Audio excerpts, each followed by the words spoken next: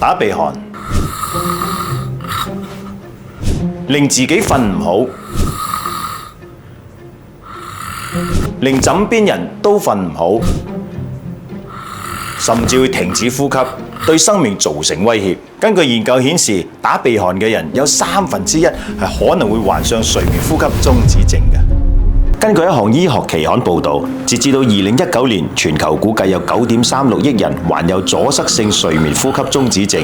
輕度打鼻鼾就會影響睡眠品質，長期打鼻鼾咁你就要注意啦。因為嚴重嘅話，會導致身體內缺氧，細胞唔夠氧氣，甚至會引起發炎嘅反應，繼而傷害心血管，引起其他併發症，譬如高血壓、心臟病、心肌梗塞、中風等等。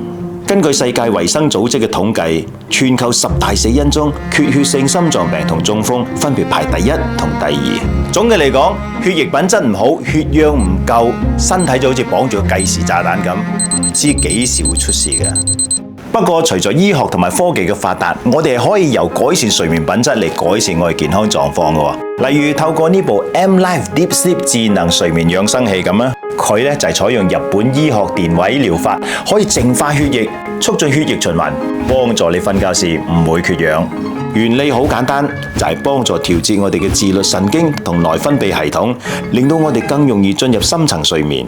咁細胞就會自我修復同再生，有炎症問題都會舒緩，同幫助修復有問題嘅心血管。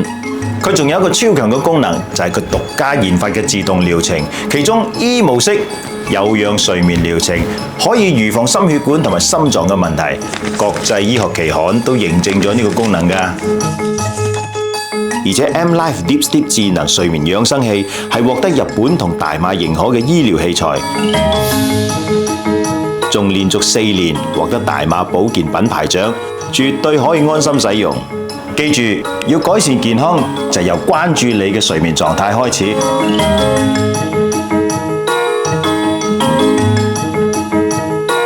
保持良好嘅有氧睡眠，瞓得好，健康自然好。唔好俾打鼻鼾成為你嘅隱形殺手。M-Life 從睡眠中創造健康。